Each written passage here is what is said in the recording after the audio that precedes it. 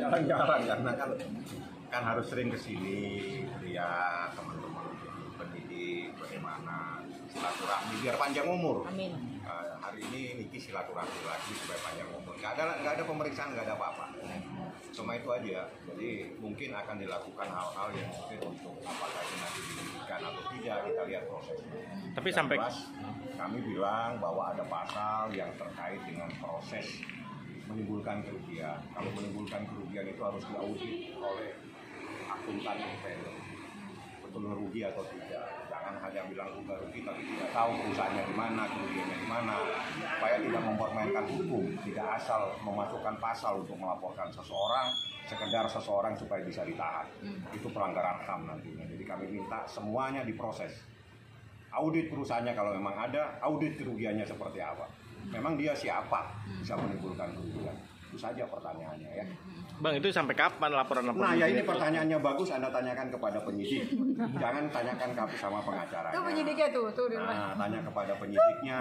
Karena wajib lapor itu kalau terus-menerus namanya terjadi pelanggaran HAM nantinya. Karena semua itu harus ada kepastian hukumnya. Orang ditahan ada kepastian hukumnya 20 hari. Wajib lapor kalau tidak ada kepastian hukumnya itu pelanggaran HAM. Nantinya. Jadi kita datang menghormatin silaturahmi. Jadi sifatnya silaturahmi. Berarti di dalam cuma silaturahmi aja, nggak ada pertanyaan apapun. Assalamualaikum, waalaikumsalam, pulang. Jabat tangan. Jabat tangan, ngobrol-ngobrol. Nggak ada apa-apa. Nggak ada pemberitahuan dari penyidik sampai kapan gitu. Nah, Anda bertanyanya ke penyidik sampai kapan? Kalau ke saya hari ini saya anggap selesai lapornya. Ya kan gitu. Tapi kalau Anda tanya kepada penyidik, silakan itu haknya. Terus Kak Niki jadi bisa buang waktu. Buang waktu gitu loh, mondar mandir ya, segala macam. Ini adalah wajib lapor terakhir aku di Serang, Banten. Bukan Amin, aku yang pengen. Oh iya. Ini terakhir. Karena buat aku nggak fair ya, karena si pelapor juga kan si Dito Mahendra ini dipanggil ke Polres Jakarta Selatan sudah 2 kali dengan alasan tidak patut aja tidak apa-apa. Loh ini kan udah dikasih contoh nih, kita biasanya patut ya kan, wajib lapor Senin Kamis, pagi-pagi kadang-kadang nyetir sendiri, pagi-pagi buta gitu kan. Karena kalau udah mulai siang kan Serang ini cukup padat gitu kan, hampir-hampir macet gitu. Jadi aku udah nggak mau wajib lapor lagi. Kalau mau tangkap aku boleh dengan 4 syarat. Pertama, tidak boleh nangkap aku di subuh-subuh buta karena aku masih ngantuk dan tertidur. Kedua, tidak boleh menangkap aku di daerah publik bersama anak, mau mall kayak atau apapun itu. Ketiga, penjarain dulu Dito Mahendra dan Nindi Ayunda. Keempat, baru penjarain aku. Tapi habis itu aku minta 1 sel sama Nindi Ayunda. Wow.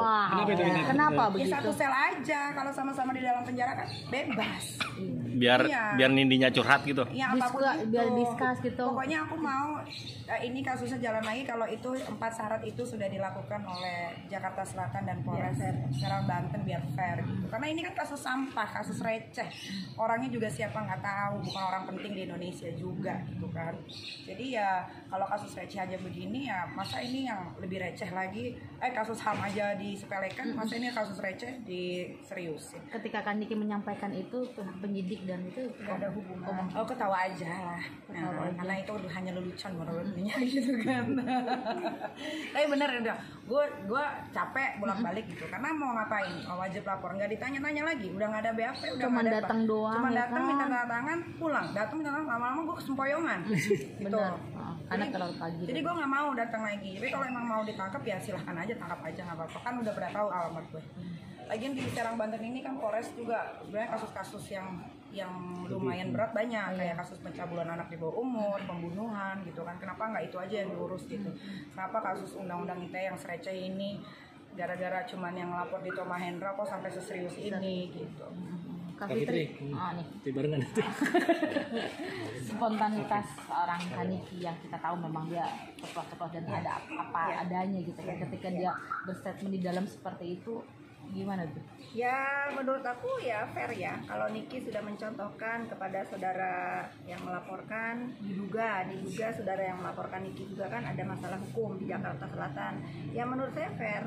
Niki hampir 3 bulan ini dia dengan senang hati mondar-mandir ke Serang gitu. Rasanya kalau sekedar dipanggil saudara D untuk dimintain keterangan apakah memang dia terlibat atas kasus pelanggaran HAM, penyekapan itu, ya dijawab aja gitu kan. Kayak seperti ini kok hebat sekali gitu, bisa mempermainkan aparatur negara gitu. Kita tahu bagaimana dia bisa mengerahkan aparat negara untuk ngegerebek Niki berkali-kali gitu.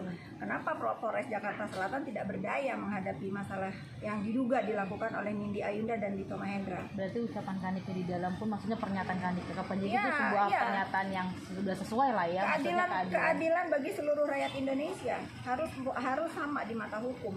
Kalau misalnya Niki 3 bulan ini, walaupun dia tidak udah nggak di BAP lagi, dengan senang hati melakukan wajib lapor, ya Niki berhak dong bertanya mana kesetaraan di mata hukum terhadap Nikita dan saudara yang melaporkan Nikita.